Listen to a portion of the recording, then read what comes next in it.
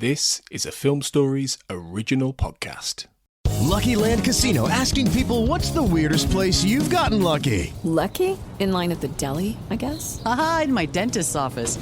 More than once, actually. Do I have to say? Yes, you do. In the car before my kids' PTA meeting. Really? Yes. Excuse me, what's the weirdest place you've gotten lucky? I never win and tell. Well, there you have it. You can get lucky anywhere, playing at LuckyLandSlots.com. Play for free right now. Are you feeling lucky? No purchase necessary. Void where prohibited by law. 18 plus. Terms and conditions apply. See website for details. We made this.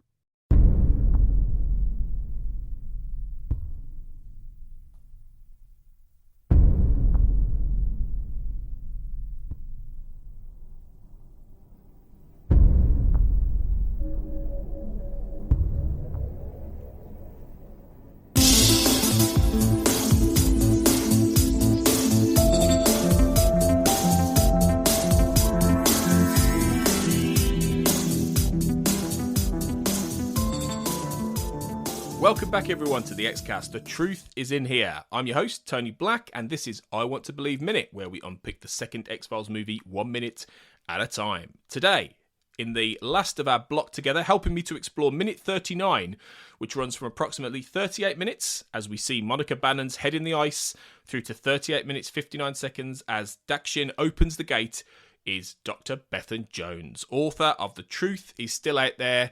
And we've got to the end of our little block, Bethan. I'm sad that we're at the end of our chat about I Want to Believe, but it's been a lot of fun. Me too. It's been really enjoyable. And I think, you know, this is what I do for a living. I analyse text. So, yeah, this has been the perfect way for me to spend some time. Brilliant. I'm really glad. It's been a lot of fun. So we've got a little bit of this to come before we hand over the reins to another host and another guest. And yeah, the opening moment really of this minute is Monica Bannon, dead, poor woman, in the ice, frozen in this block of ice. And we get a bit of a Mark Snow trill of the theme as we get the reveal of the ice. Well, not the theme, but more just a sort of a da-da kind of thing, I guess, really, which I think is quite effective. Just to add to that, it's I think it's a good reveal moment, really, visually. This, yeah, definitely. And there's a shot, isn't there, from above of like the FBI agents circling the hole in the snow where the head is, and it's really, really striking. Like the visuals in the film are really, really well done for all of its other faults. Yeah, you do get some really good shots and, you know, good sequences. Once the head's revealed, Mulder tosses his flashlight to Drommy. Now, again, if we're going for the reading the Mulder's arc, that feels a bit symbolic in a way, that he tosses the flashlight to the successor, you know, in the FBI. You know, had this been a series, maybe Drommy would have been the next X-Files. I would have loved to have seen that. That would be such an awesome series. That. Absolutely, yeah. Drommy and Scully. I don't know, that doesn't work. But give Drommy a partner. But yeah, he's basically saying, isn't he, that, you know, the FBI need to come in and do this now because they found Joe. Joe was right. Ultimately, they found this body in the ice. Yeah, it's for me. It feels like an almost kind of "I told you so" moment. It's like, yeah, here's the flashlight. I told you, and he does. Sort of just after he throws the flashlight over to Drommy, he sort of says, "You're going to need resources," but in a kind of almost resigned kind of way. Like Mulder knew all along that Joe was right. This has just validated that belief, and now it's down to the nitty gritty of, okay, well, you've got to do the work, you've got to do the investigation, you need to get people in to, you know, lift this block of ice out and start doing forensics and stuff. So yeah, it feels like he's vindicated, but not in any triumphant sort of way. Because there's a sadness, obviously, to it, isn't there? That this FBI agent's been found dead in a horrible, horrible manner, you know, gruesome. But I do think, part of the thing with Scully as well is I do think Scully should have thought, well, if Mulder believes Joe, then Joe's probably right, because Mulder's never wrong. Yeah. He's not been wrong in 9 years. Exactly. So, you'd have thought by this point. It would have been nice to have had, and they might have done it actually in a comedy episode, I can't remember, but it would have been nice if Mulder had been wrong a bit more. I know that was originally the plan, actually, wasn't it? That it was going to be a bit more the skeptic would have won out in places, and very quickly Carter went, well, no, that's not going to be as fun. Basically, it's going to be more fun if he's right. But yeah, I get that, that he's sad and resigned to it, and it's because it's a horrible thing to find, really. It just adds to the atmosphere, I suppose, of the film. Definitely, really. And you can see like that worry that Scully's still got as well. As she watches Mulder walking away, you can tell that she's still concerned. Coming off the back of the whole conversation between the two of them that we've talked about. Yeah, no, totally. You can definitely see that. But I think the direction does a really good job here of Joe being a creepy movie monster because he suddenly it pulls around, doesn't it? And Scully's looking off at Mulder going, and he's there. Yes, right behind her. Billy Connolly doing a good big stare down at her. I love Billy Connolly. He's absolutely brilliant, and I kind of feel like he was underused in this film because he does do a really good monster. Like, he is really creepy. Yeah. I know. I mean, I don't know about you. I remember being a bit Billy Connolly. I couldn't quite get my head around it. Like, especially as a Brit. I mean, maybe it would have been slightly different for an American, but then he was still quite famous, I think, in America. But as a Brit, trying to get my head around Billy Connolly being a murderous paedophile priest, psychic priest in the X-Files, even now, even seeing his good performance, it's so strange. It's such a strange piece of casting. It really is. Like, was that ever discussed? Have Chris or Frank ever talked about why Billy Connolly? I think so. I think but I don't know if they've really said why they wanted Billy Connolly. They've talked about the process of asking him and getting him and such, but I don't know if they've really said why. I mean, they might have done, and I haven't come across it. But I mean, I suppose he'd done. He'd been celebrated before, hadn't he, for a few things like Mrs. Brown with Judi Dench. When he was brilliant in that. I mean, that's a lovely film, and he was excellent in that. But he plays a much more dramatic character in that film. So obviously, the dramatic side, I think he'd shown in things, but not this kind of monstrous, creepy stuff. And it's a testament to him that he absolutely pulls it off completely. And you don't. I don't watch this thinking any minute now he's going to go, oh, the other day I was down that, that kind of thing. His classic Billy Connolly stuff. I never get that. I'm completely absorbed in that he's playing, it's somebody else. I think that's really good. Yeah, he's a really, really good actor. But I think you're right with being British and having a different cultural context in which we know Billy Connolly does make it a bit more of a strange casting choice. But he does it so well.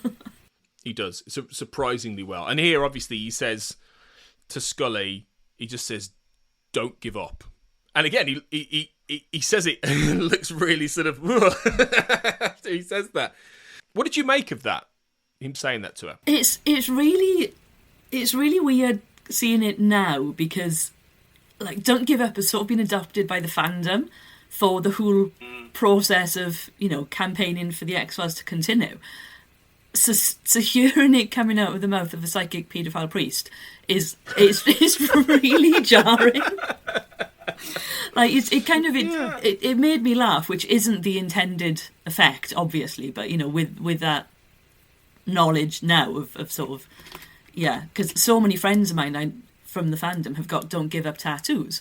And it's something that, like, I know Frank has written a lot on when he's signing stuff. So it's become this almost mantra for the show. But it's interesting. And later on, Scully asks him, why did you say that to me? And it's interesting because, yeah, what does don't give up mean? Is it in the context of Scully's faith, which she's obviously sort of questioning in the film? Is it don't give up on her and Mulder? Is it don't give up with something else? It seems like a really odd thing to say in that particular moment. Well, I mean, for one thing, it reminded me of stuff like Horizon, where she gets the "Don't Look Any Further" song keep playing, which I think it's brilliant. I love all that stuff in that episode. You know, it's really creepy, particularly towards the end. And, you know, the episodes where she sort of had a message from God almost, like, what was the one where she says God is speaking but no one's listening? Was that Revelations or All Souls or one of those? I want to say Revelations, but I could be wrong. I think it was Revelations, yeah. Which, I mean, is a bit wacky. That episode's wacky, but like that's a good final line, I always thought. So there's quite a few episodes, isn't there, where it almost feels like Scully's getting a message from a higher power.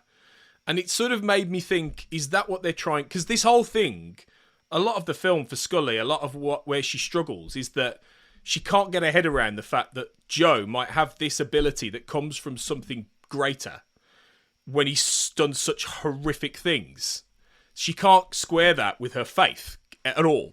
So is it another sort of suggestion that there's something else working through Joe and adding to that whole sense that we've had through, like I say, various points in the show where Scully keeps not being able to square terrible crimes and horrific things with the idea that maybe there is a God and that there is a higher power, and, you know, that he's constantly challenging her faith and challenging what she believes, you know, in an ordered universe, I guess. Yeah, which I think it is a really good way of thinking about it. And it matches, I think, with some of the stuff that's going on in the hospital with her patient as well. And there's that sense of, you know, well, God moves in mysterious ways. And yeah, this film kind of really does epitomise that, because you've got Father Joe, who we obviously know has got some sort of ability or some sort of connection. And faith is such a massive part of the X-Files anyway. We see it, like you said, in the episodes that you've mentioned, but it's the whole premise is you've got a believer and a skeptic, and you've got this search for the truth in whatever form truth takes, which I think does come out in I Want to Believe. It is a search for faith and truth, and yeah, I think maybe saying don't give up is part of that. But like you said, it challenges Scully because of the person it's coming from. And I think that's what makes it really interesting in that context, I think. And why I like all that. I really like all that to this film. I think it's a really interesting way of I suppose relitigating some of the things that have been done in the show in certain ways. You know, that juxtaposition of the monster and some great and some higher power. I mean, like I say, it does remind me of Horizon. You know, the idea of someone like Donnie Faster being an instrument of either God or the devil, you know, in that way. And she can't sometimes get her head around which. And there might be this weird... And I think Carter's really sort of fascinated by this idea, isn't he, of that juxtaposition between receiving a message that can help people contrasted with absolute darkness and evil. You know, I mean, Millennium is that to a T. That's Frank Black in a nutshell, you know, with his gift. And and this film is very millenniumistic, really. I mean, you could just put Frank Black in this story, actually, and it would work in a similar way, really. And it's that same idea of he's been exploring that since the very beginning, really. And that's why Mulder and Frank Black, they're not too dissimilar in some ways. You know, they're essentially different facets of the same conceptual idea, really, of what he loves to explore. So I think what is good about this film is that it does drill into a lot of that, really. Even if there is a lot of other elements to it and the plotting that doesn't work. I think the atmosphere of it and the core ideas work better than the actual story a lot of the time in this film. It is fundamentally, it's quite a philosophical film. You know, it does ask us to consider what is good and bad, and is the messenger more important than the message, almost? Right. You know, like you said, you've got Father Joe, who's done these horrible things, but is being used by a higher power to fundamentally do some good. So how do you reconcile those two things? And I think you're totally right. The ideas that the film is trying to convey are much better than the plot and the storyline, and ultimately kind of how the film ends up. Yeah, I think that's the case, isn't it? And I suspect that is a refrain that we'll see quite a lot in the coverage of this film, actually. I don't think we'll be the only people saying that, actually, in many ways, as we go through it. But just a couple of little things from the commentary before we get to the end moment. Apparently, creating and sourcing Monica Bannon's head was extremely difficult. But yeah, they struggled to source the head. Apparently, that was really difficult in getting all that set up. That was a challenge. And when we get to the end point, which is basically just Dakshin driving up to the gate, really, of his compound, which is where the minute ends, they could not get that truck to turn properly through the snow to get up to the gate.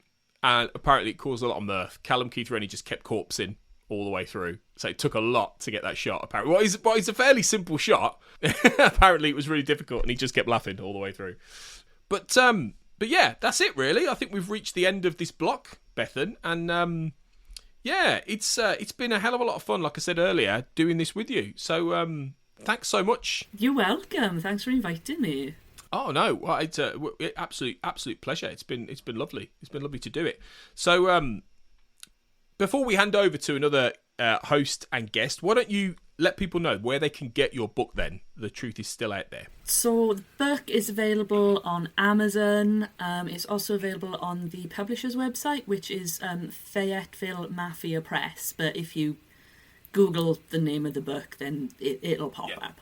And it's also available as an ebook and an audiobook, as well as a physical book, which is exciting. Fantastic. Have you listened to the audiobook? No, and I haven't recorded it myself. A professional has done it, which is good. I don't know. I'd rather have heard your voice, to be fair. I think that would have been fun. But no, that's brilliant. Please do, as I said a few episodes ago, please do go and buy that book. It is fantastic. So I really, really hope it continues to be successful. And you'll be back on the show, hopefully, at some point. So, and we'll talk more about it and stuff. Quick reminder, guys, before we go, please follow the XCast on social media at linktr.ee/the XCast. Please rate and review the show if you're enjoying it. That'd be brilliant. Bethan, where can people find you online, actually, while we're at it? So I'm on basically all of the social media. My username is Memories Child, which actually is an I Want to Believe reference. So the song that is playing in Cheryl Cunningham's car when she's driven off the road is called Memories Child. No way! Well, was that intentional from this film? Yeah, because I joined LiveJournal in 2008 and to basically post X-Files fan fiction and stuff. I took that username on LiveJournal, and I've used it on every other social media platform since. Love that. What a connection. This was meant to be, Bethan, wasn't it? Absolutely meant to be.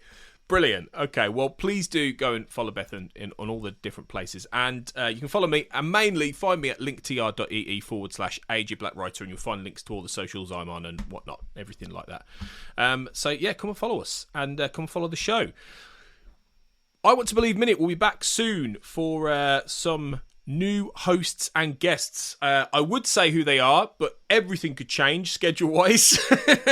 So I'm not even going to bother, because I don't want to promise people that you're not going to get. So we'll see. But there'll be new people back for another block of X-Files Minute soon. But once again, Bethan, thank you so much. It's been a real pleasure. Thank you. And we'll see you again on the show soon. And I'll be back for some more minutes down the line. And until then, thanks again for listening. And remember, as always, trust no one.